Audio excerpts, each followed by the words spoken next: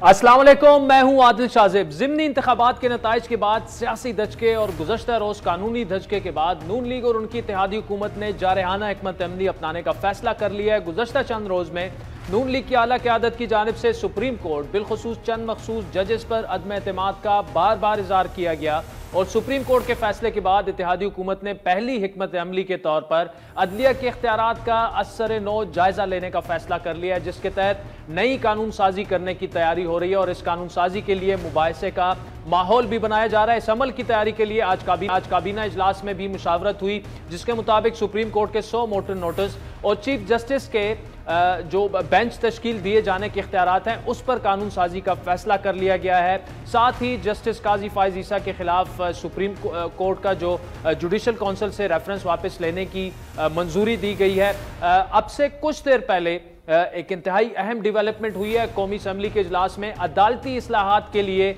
मुश्तरका पार्लिमानी committee के क़याम की तहरीक जो है वो मुत्तफ़िका तौर पर मंजूर कर ली गई है।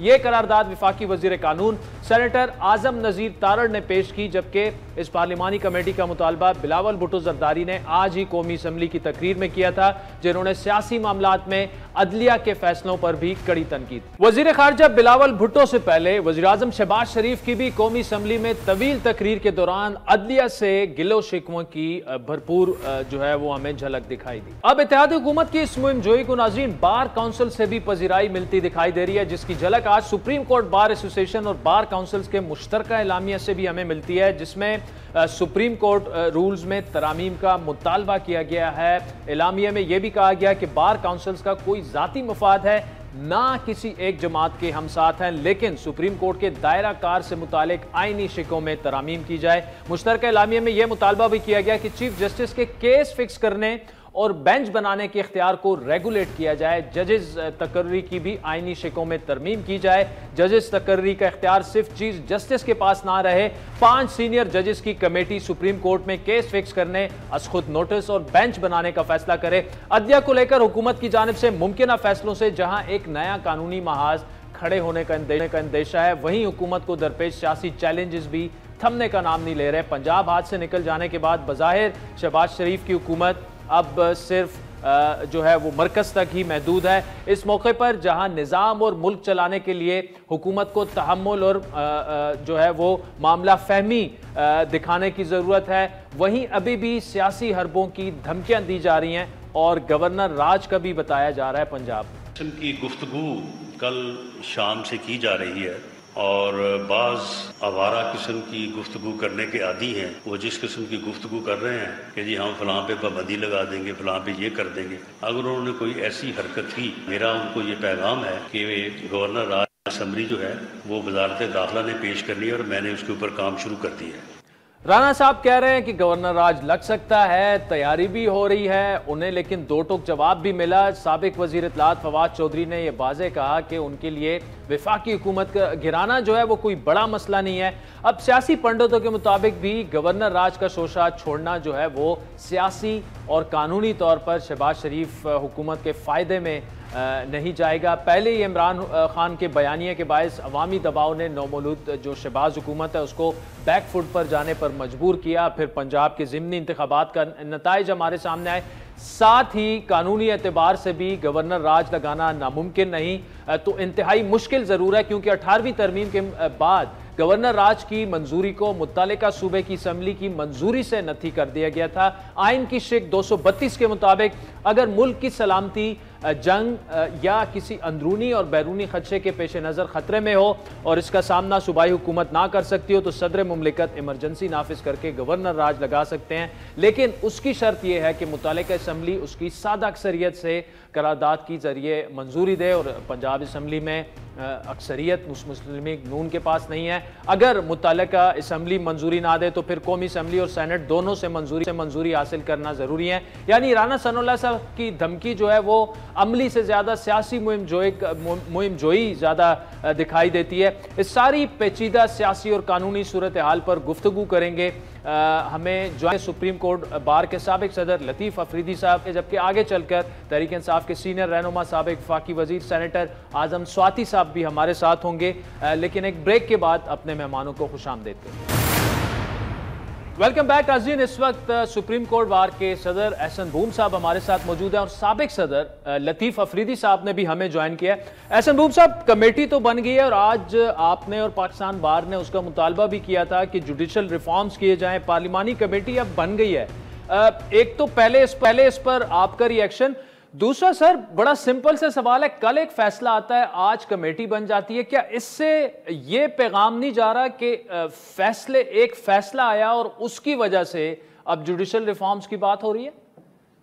बात ये है कि ये हम जिस मुल्क में रह रहे हैं, जिस सोसाइटी में रह रहे हैं, ये तो बड़ी अच्छी बात है कि ये इस फैसले से ही जाग गए हैं और ये इन्होंने पार्लिमानी कमेटी बना दी है। मैं तो बड़ा खुश है इन बात है। इन्होंने हमारी आज की जो प्रेस पूरी पाकिस्तान की जो रिप्रेजेंटेटिव बॉडीज थी, उनका जो अजलास था, उसमें भी हमने यही कहा है कि आप ये जुडिशल रिफॉर्म करें और उन्होंने हमारी बात का मुतालबात को तस्लीम करते हुए अगर कमेटी बनाई है तो ये मैं समझता हूँ हमारे लिए बहुत खुशहाल बात है। वरना हमारी पार्लियामेंट और हमारी हुकूमतें तो सो ही रहती हैं जब तक उन्हें जाती तौर पे कोई जक ना पहुंचे।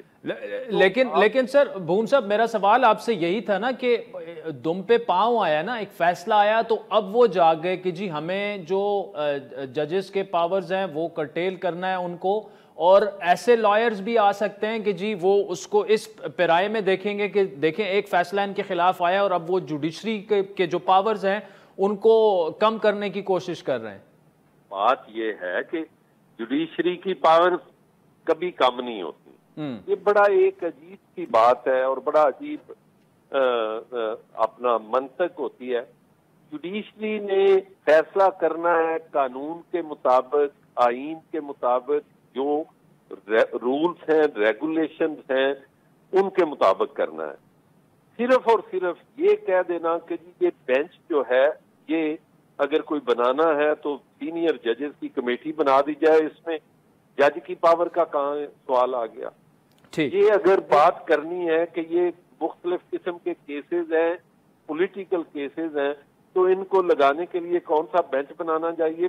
फैसला तो जज ने अपनी मर्जी के मुताबिक है, इसमें जज के पावर क्लिप करने का सवाल क्या आ गया? ठीक, हाँ, ये कह दें जी आपने ये इस तरफ फैसला ही नहीं करना, ये एक और बात है।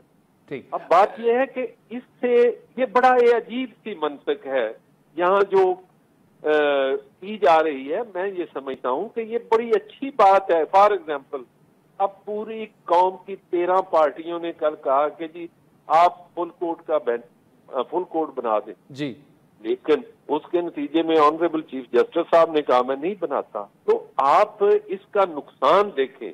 पब्लिक कॉन्फिडेंस कभी शेक नहीं होना चाहिए। जिस दिन पब्लिक कॉन्फिडेंस शेक हो गया आधारों पे, तो ये सोसाइटी का बहाल रहना जो है वो ही मैं समझता हूँ कि वो मुमकिन नहीं होगा। ठीक है, चलें बूम साहब, हम लतीफ अफरीदी साहब आपकी तरफ आएंगे। 3 अहम चीजें, एक तो जो चीफ जस्टिस के केस फिक्स करने का उनके पास एक पावर है, बेंच बनाने के इख्तियार को रेगुलेट करने की भी बात हो रही है और साथ में जजेस की तकर्री की आईनी शिकों में तरामीम की भी बात हो रही है। और आपसे भी मैं वही सवाल दोहराऊंगा कि क्या इसको कुछ लोग इस कॉन्टेक्स्ट में भी देखेंगे कि हुकूमत के खिलाफ एक फैसला आया और इस नाउ गवर्नमेंट वर्सेस जुडिशरी एक ऐसा तासुर इससे उभर रहा है आपके ख्याल में, ये जो डेवलपमेंट्स हो रही हैं? बात ये, हेलो जी अफरीदी साहब बोलिए। जी, बात ये है कि तमाम दुनिया में आईन में अदलिया के इख्तियारात के मुतालिक, पार्लियामेंट के इख्तियारात के मुतालिक ये मुसलसल उसमें तब्दीली आती रहती है और जरूरतों के मुताबिक जो होशियार कौमें होती हैं उनके पार्लियामेंट जो है वो वक्तन फवक्तन तब्दीलियां लाते रहते हैं। इसीलिए आईन में तरमीम लाने का और उसमें तब्दीली लाने का एक तरीकाकार और प्रोसीजर होता है। हमारी बदबख्ती ये है कि 75 साल हुए और 75 साल में तो हमने पता नहीं कितने आईन बदले और फिर आज तक हम यही कहते हैं कि आईन पे अमल ठीक तरीके से नहीं हो रहा है। हालांकि ये अदलिया आईन का कस्टोडियन होता है, इसकी जिम्मेदारी होती है कि वो आइन का तहफ़्फ़ुज़ करे।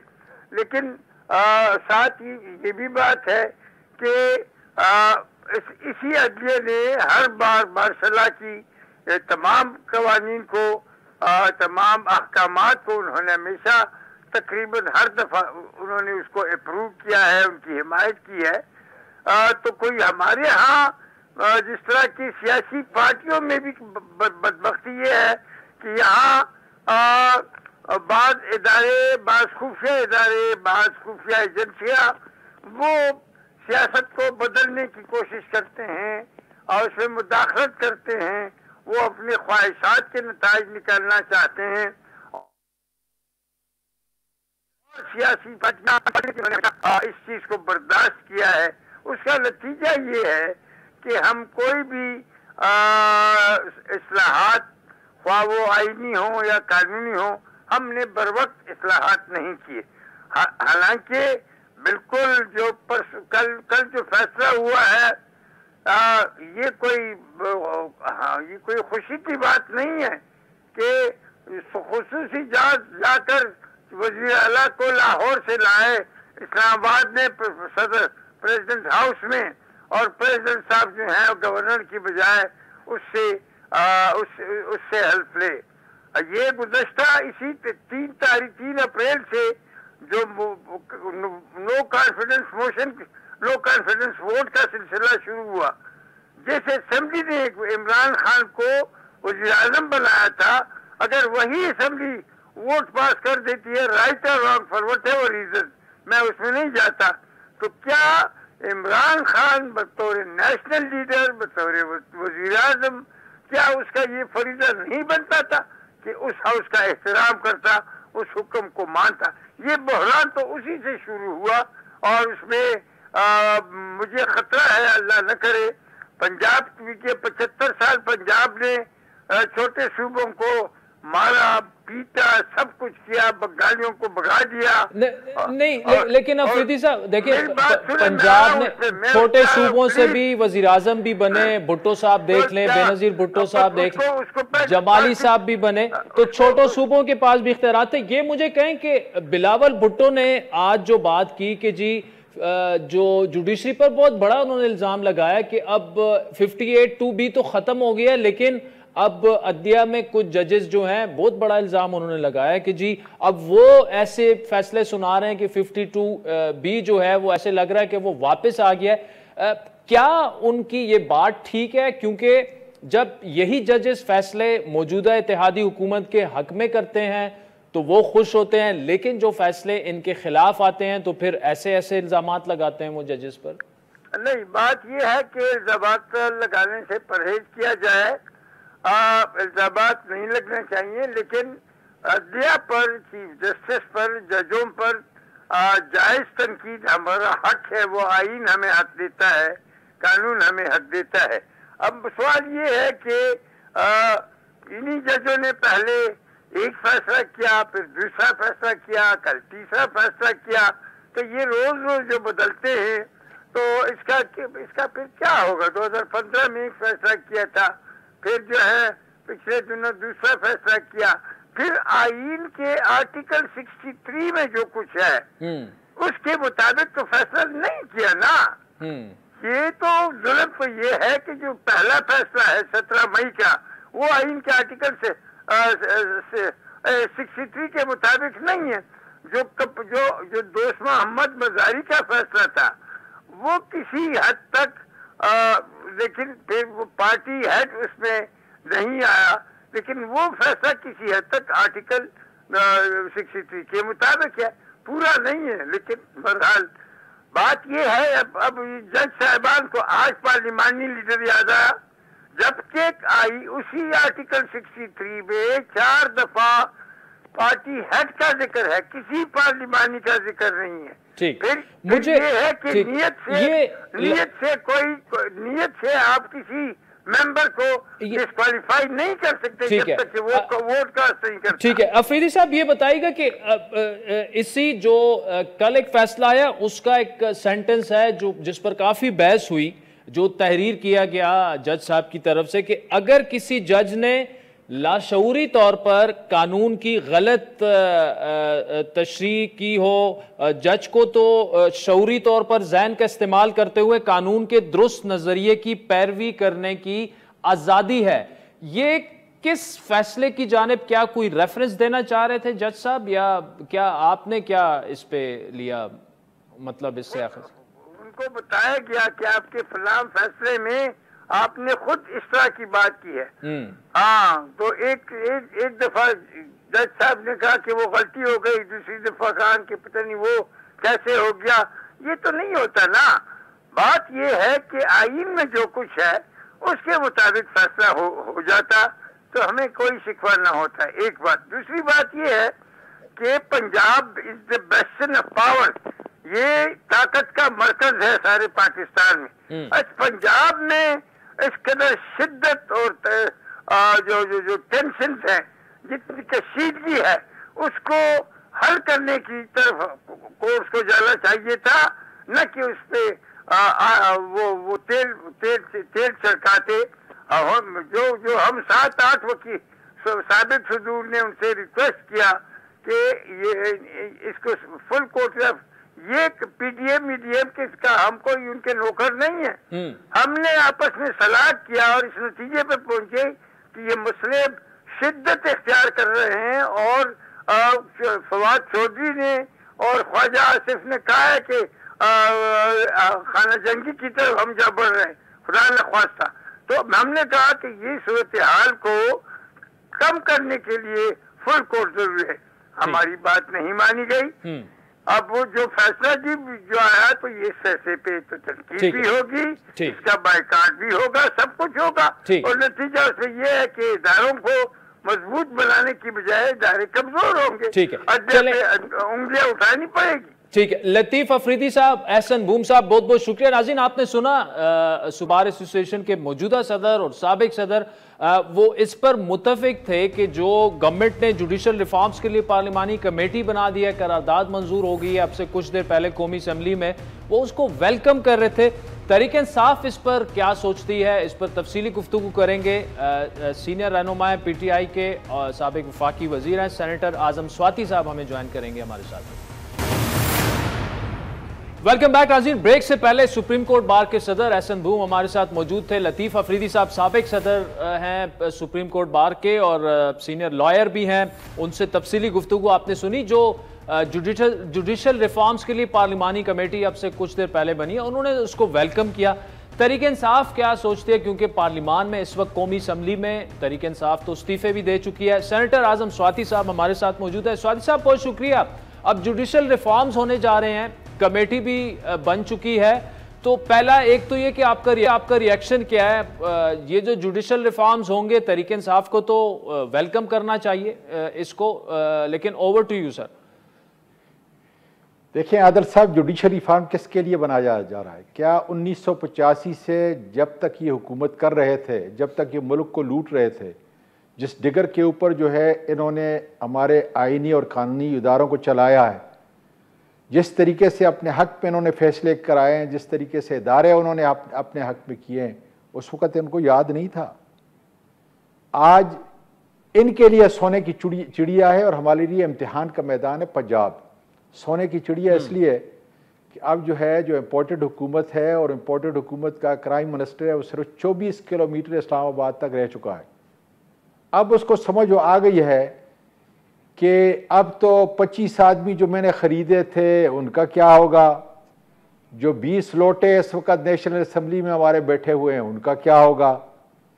सारे नौसरबाज जो हैं पूरे पाकिस्तान से जो है इकट्ठे करके और फिर बार कौंसलों का कैरेक्टर देखें, वो यकीन करें जी, मुझे शर्म महसूस होती है, इसलिए कि मैं भी बहैसियत वकील के, अफरीदी साहब शायद मुझसे सीनियर होंगे, बूट साहब बहुत जूनियर है, इसलिए कि मैंने 73-74 के अंदर फारूक नायक रिजवी साहब जो थे मेरे क्लास फेलो थे और मैंने गोल्ड मेडल लिया था उनके साथ पढ़ के। ठीक, उसके बाद जो है फिर मैंने थोड़ा अरसा जो है डिस्ट्रिक्ट उसके अंदर कोर्ट के अंदर जो है थोड़ी वकालत की, और उसके बाद 78 में बाहर चला गया, LLM किया, PhD किया, वहाँ पे वकालत की।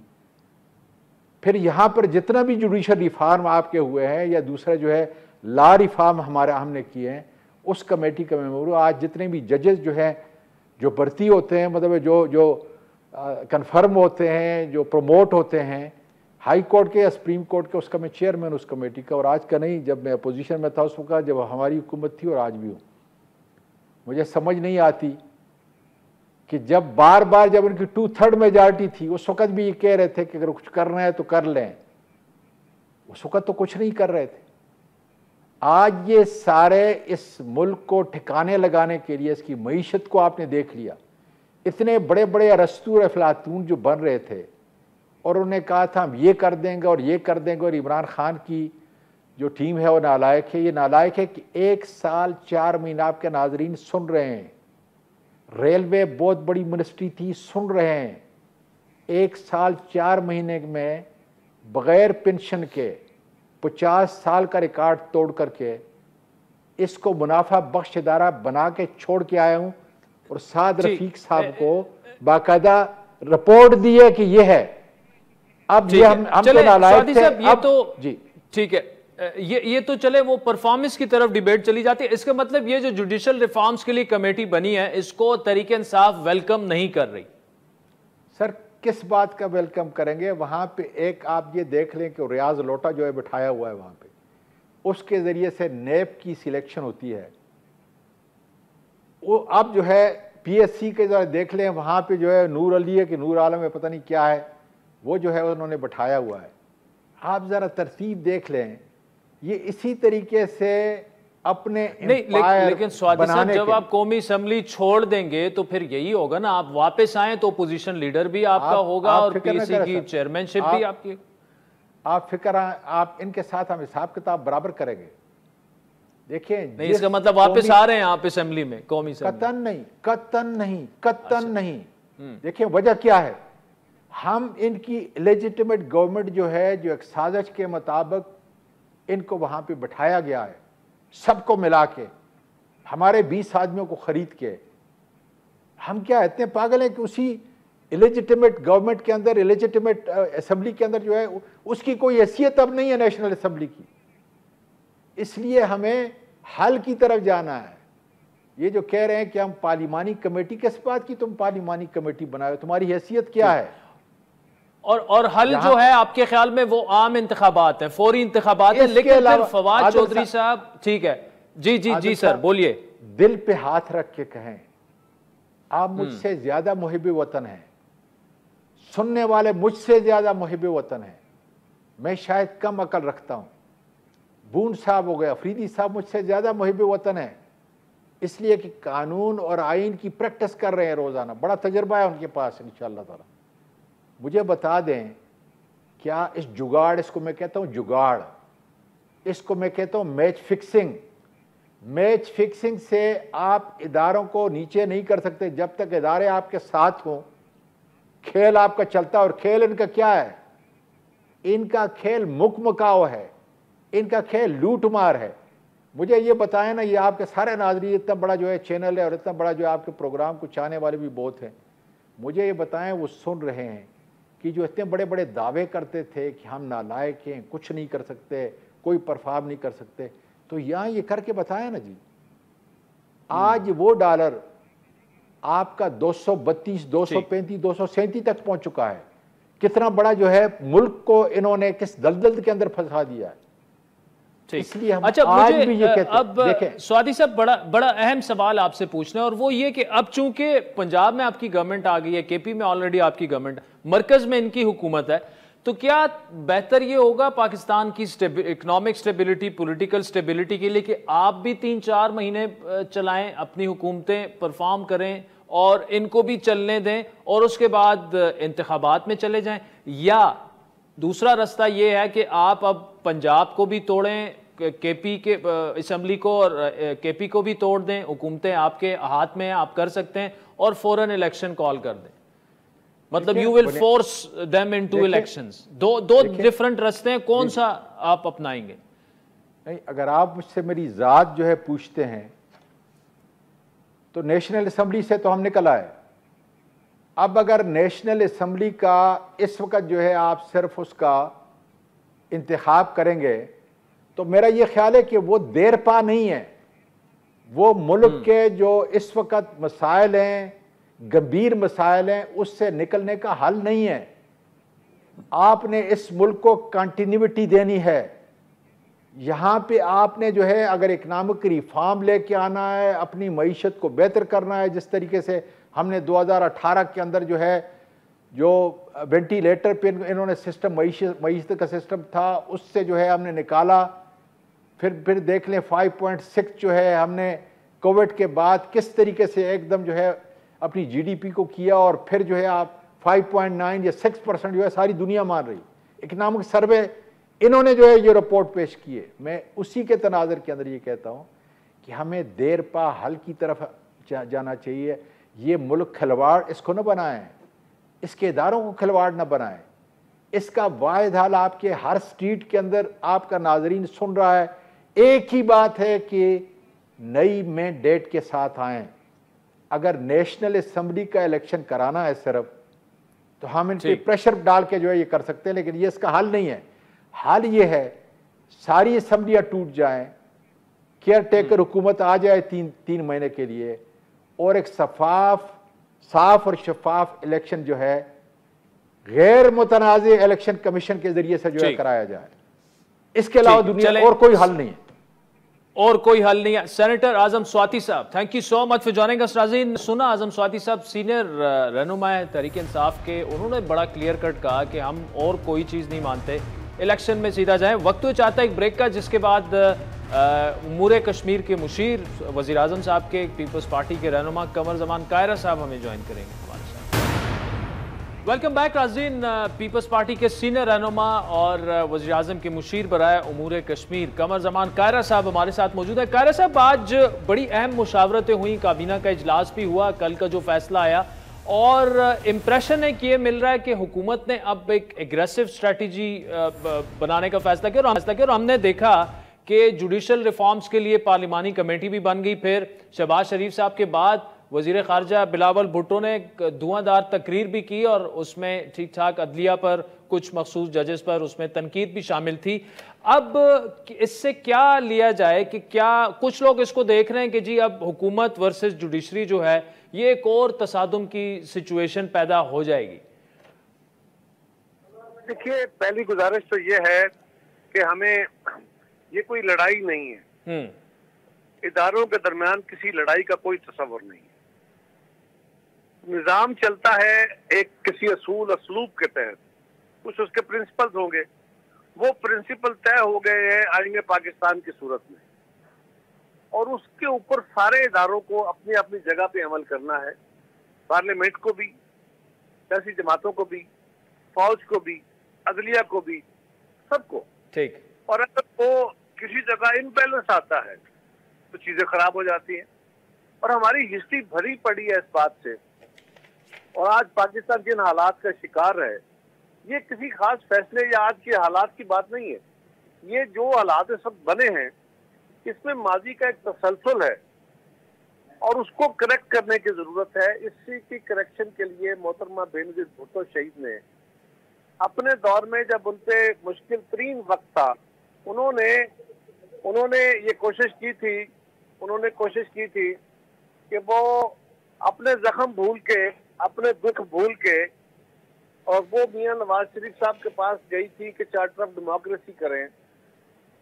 चार्टर ऑफ डेमोक्रेसी बेसिकली क्या था, जिसको उन्होंने साइन किया, बाद में सारी जमातों ने साइन किया।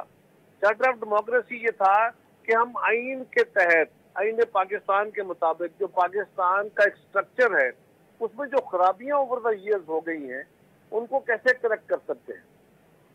जब उनके बाद हमारी गवर्नमेंट बनी, तो हमने उसको करेक्ट करने की अत्तलमकान कोशिश, काफी चीजें उसमें ठीक हो गई 18वीं तरमीम की सूरत में।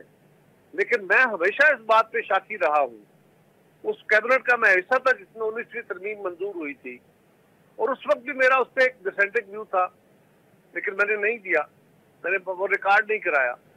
और मैं हमेशा इसका शाकी रहा कि सुप्रीम कोर्ट ने उस वक्त की हुकूमत की शाह रग पे उंगली रख के उन्होंने हमसे वो 19वीं तरमीम कराई थी, जिसका आज नतीजा हम देख रहे हैं। ठीक, ये ठीक है। एक मिनट जरा शायद जी, सवाल ये है कि आज अगर हम कह रहे हैं कि अच्छा जो हुआ हमने वो दौर भी देखा, उसके बाद मियां नवाज शरीफ की हुकूमत 2/3 वाली फारग हो गई, हमारी हुकूमत फारग हो गई, लायानी किस्म की बातों पे हमारी सजाएं हो गई। एक भुट्टो केस को हम देखते थे कि भुट्टो शहीद को बेला वजह फांसी दे दी गई, उसके बाद कई तरह की फांसियां हुई, वो फिजिकल फांसियां तो नहीं, सियासी फांसियां तो अदालत के जरिए बहुत सारी लगी। तो देखना यह है कि उसके बाद आज हमें उसको करेक्ट करने की जरूरत है, अदरवाइज आज इदारे एक दूसरे के सामने खड़े। ठीक, हाँ मैं मानता हूँ कि हम एक दूसरे के सामने खड़े हो गए। अब हमें देखना यह है कि इसको लड़ाई की सूरत में ठीक करना है या रिफॉर्म्स की सूरत में ठीक करना है, और ठीक करने का फोरम कौन सा है? ठीक करने का फोरम अदलिया नहीं है, ये फैसले सुप्रीम कोर्ट ने नहीं करने, ये फैसले आर्मी ने भी नहीं करने, ये फैसले किसी एजेंसी ने भी नहीं करने, ये फैसले सियासी जमातों ने पार्लियामेंट के अंदर बैठ के करने। फोरम वो है, और उसी फोरम पे आज हमने अपना एहतजाज भी रिकॉर्ड कराया है, हमने अपनी दुहाई भी दी है, और हमने वे फॉरवर्ड भी कहा है कि जो चार्टर ऑफ डेमोक्रेसी का रिमेनिंग अनफिनिश्ड एजेंडा है उसको पूरा करें। ठीक, उसमें रिफॉर्म है, सारे इदारों को अपने अपने दायरे के अंदर जाने की जरूरत है। जिसने भी इंक्रेस किया है यहाँ पे अदालत का या पार्लियामेंट, एक बात तो तय है ना कि पार्लियामेंट माँ है, अदालत हमारे लिए काबिल एहतराम जरूर है, लेकिन अदालत का एहतराम पार्लियामेंट से बड़ा नहीं है। अदालत पार्लियामेंट की सबसर्विएंट है, पार्लियामेंट की पैदावार है। ये पार्लियामेंट आज चाहे तो इस अदालत को खत्म कर दे, ये इसका इख्तियार है। ये पार्लियामेंट में वो तरमीम कर सकती है कि सुप्रीम कोर्ट को किसी और नाम से रख दे, सुप्रीम कोर्ट के इख्तियार कर्टेल कर दे, लेकिन आज पार्लियामेंट सुप्रीम कोर्ट को खत्म करने के लिए तैयार है। अदलिया और इंसाफ कैसे होगा? आप गलत समझे जी। लेट मी स्टेट अगेन, मैं ये कह रहा हूं कि इख्तियारात के हवाले से मैं इंटेंशन की बात नहीं कर रहा, मैं पार्लियामेंट के इख्तियारात का जिक्र कर रहा हूं कि पार्लियामेंट का इख्तियार यह है कि पार्लियामेंट अगर चाहे तो 2/3 अक्सरियत से अमेंडमेंट करके वो सुप्रीम कोर्ट की, वो बाकी इदारों की, वो पाकिस्तान के सिविल स्ट्रक्चर की, वो पाकिस्तान के फेडरल स्ट्रक्चर की हैसियत बदल सकती है। ये पार्लियामेंट के इख्तियार है। ठीक, मुझे अब अपने फैसले के जरिए ये काम नहीं कर सकती। ठीक है कारा साहब, अब भी ठीक करने की जरूरत है अपने आप को, और जो हमारा काम है कि हम जो समझते हैं, जो चार्टर ऑफ डेमोक्रेसी में था कि हमें जुडिशियल रिफॉर्म्स करनी चाहिए, आज उन जुडिशियल रिफॉर्म्स के लिए हमने एक कमेटी तश्कील दी है जी, तो कमेटी अपना फैसला देगी और उसके मुताबिक हम उसमें नेचुरली वो कमेटी पाकिस्तान की बार काउंसिल्स को, वो कोई ये नहीं होगा कि हम बंद कमरे में बैठ के फैसले कर देंगे। ठीक है, वो बार काउंसिल्स को भी कंसल्ट करेगी, वो कमेटी पाकिस्तान की सियासी जमातों को भी कंसल्ट करेगी, इंटेलिजेंसिया को भी कंसल्ट करेगी, मीडिया को भी कंसल्ट करेगी, और उस कमेटी के अंदर फिर इत्तेफाक राय से कुछ बातें तय होंगी ताकि इस मुल्क के लिए एक वे फॉरवर्ड बने। ठीक है, यही काम हम चाहते थे कि तनाजा खड़ा ना हो। जो हमारा मुतालबा था कि जो फैसला आया है परसों कल, उस फैसले में अगर फुल कोर्ट हो जाए, सब लोग इस बात पे मुत्तफिक थे कि फुल कोर्ट हो जाए तो शायद मामला संभल जाए, लेकिन मेरा ख्याल है कि ये अच्छा हुआ कि फुल कोर्ट नहीं हुआ।